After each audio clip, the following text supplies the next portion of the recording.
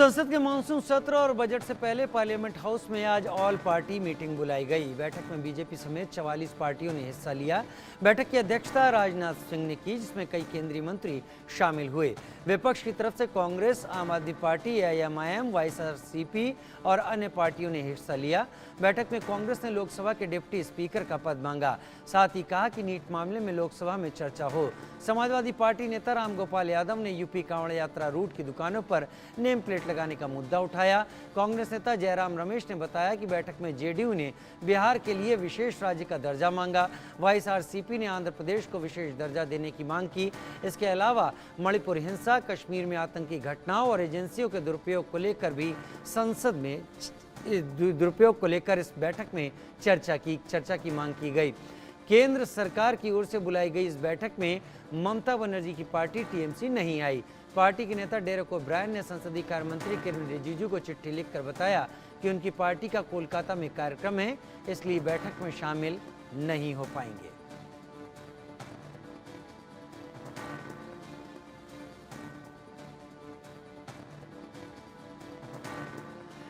Meeting के बाद संसदीय कार्य मंत्री किरेन रिजिजू ने कहा कि मैं सभी पार्टियों के फ्लोर लीडर्स को धन्यवाद देना चाहता हूं, जिन्होंने अच्छे सुझाव दिए। आज हमारे ऑल पार्टी फ्लोर लीडर्स का बैठक हुई और इस बजट सेशन से पहले एक पारंपरिक हमारा बहुत उपयोगी चर्चा हुई। मैं सबसे पहले जितने पॉलिटिकल पार्टीज के पार्लियामेंट में फ्लोर लीडर्स हैं उनको धन्यवाद देना चाहूंगा। उधर कांग्रेस नेता प्रमोद तिवारी ने कहा कि मीटिंग में कश्मीर में लगातार आतंकी घटनाओं को लेकर भी संसद में चर्चा की मांग की गई। लगभग वो सारे मुद्दे जो देश से जुड़े हैं, जनता से जुड़े हैं, महंगाई, बेरोजगारी, कश्मीर में लगातार आतंकी हमले, चीन द्वारा बलपूर्वक जो कब्जा किया गया है उस पर सरकार की कायरता, ये सारे मुद्दे वहाँ उठाए गए हैं। एक बात सर्वसम्मत से लगभग तय थी कि सदन को ज्यादा चलाना चाहिए, ये सरकार सदन से बचती है। उधर आम आदमी पार्टी नेता संजय सिंह ने कहा कि सर्वदलीय बैठक में जांच एजेंसियों के दुरुपयोग का मुद्दा उठाया गया। ईडी को जो ताकत पीएमएलए को लेकर दी गई है उसे वापस लिया जाए। जो दुरुपयोग हो रहा है विपक्ष के नेताओं पर, जिसकी सबसे ज्यादा भुक्तभोगी पार्टी आम आदमी पार्टी है, हमारे मुख्यमंत्री को जेल में डाल रखा है, शिक्षा मंत्री को जेल में डाल रखा है, स्वास्थ्य मंत्री को जेल में रखा है। ये सारा मुद्दा ऑल पार्टी मीटिंग में हमने सामने रखा कि विपक्ष के नेताओं पर जिस तरह से ईडी का, सीबीआई का, इनकम टैक्स डिपार्टमेंट का दुरुपयोग हो रहा है, इस पे सरकार ये पीएमएलए का जो एक ईडी को पूरी तरीके से दानवी ताकत दे दी गई है, इसको वापस लिया जाए और इन नेताओं पे जो कार्रवाई हुई है उसको ख़त्म किया जाए। दूसरा विषय, बजट को लेके मैंने दिल्ली का और पंजाब का इशू भी उठाया। देखिए, बजट अभी आने वाला है, लेकिन पहले ही मैं बजट लीक कर सकता हूँ और दिल्ली के मामले में तो मैं लीक कर सकता हूँ। 325 करोड़ से ज़्यादा हम लोगों को नहीं मिलेगा। पिछले 9 साल से 325 करोड़ मिलता है दिल्ली में। लाखों करोड़ का टैक्स हम लोग देते हैं, लेकिन 325 करोड़ से ज़्यादा नहीं मिलता। वो मुद्दा उठाया। इसके साथ साथ जो आज की तारीख में एक बर्निंग इशू है कि आपने एक ऐसा फरमान जारी कर दिया जो हिटलर के शासन में होता था। यहाँ कोई नाजीशाही थोड़ी चल रही है, हिंदुस्तान में लोकशाही है, लोकतंत्र है। आपने आदेश जारी कर दिया नेम प्लेट लगाना होगा, तो मुसलमानों के खिलाफ जो दुर्भावना है वो भी है।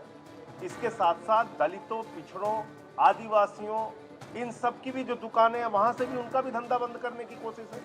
कोई वाल्मीकि ढाबा लिख लेगा, कोई जाटो ढाबा लिख लेगा, उसके यहाँ से कोई खरीदारी नहीं करेंगे, क्योंकि ये तो भेदभाव को मानने वाले लोग हैं। इन्होंने तो श्रीमती द्रौपदी मुर्मू जी को राम मंदिर के उद्घाटन में नहीं बुलाया, रामनाथ कोविंद जी को शिलान्यास में नहीं बुलाया। ये तो वो पार्टी है। तो इसलिए ये जो फैसला है ये दलितों, पिछड़ों, अल्पसंख्यकों के खिलाफ है, आदिवासियों के खिलाफ है। दुर्भावना की राजनीति को खुलेआम और संविधान के खिलाफ है।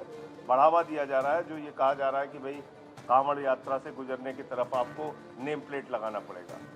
हिंदुस्तान का इतिहास ही नहीं पता इन लोगों को जय श्री राम के झंडे बनाने वाले मुसलमान, देवी देवताओं के वस्त्र बनाने वाले मुसलमान, अमरनाथ और वैष्णो देवी की यात्रा में सहयोग करने वाले मुसलमान।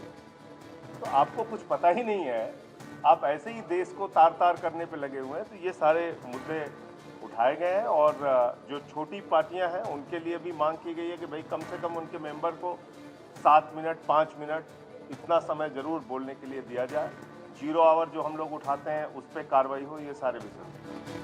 और इसके साथ बैठक में शामिल हुए समाजवादी पार्टी के नेता रामगोपाल यादव ने भी अपनी पार्टी की तरफ से नेम प्लेट मुद्दे को लेकर ऐतराज जताया और इसको संसद में चर्चा में शामिल किए जाने की मांग की।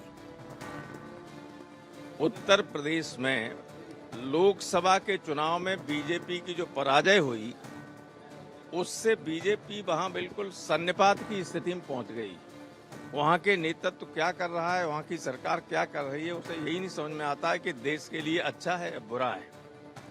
और इसलिए एक बार फिर वो कोशिश कर रहे हैं कि वहां धर्म के नाम पर एक बंटवारा हो, और इसलिए कांवड़ यात्रा के पथ पर नाम लिखने के लिए आदेश दिए गए।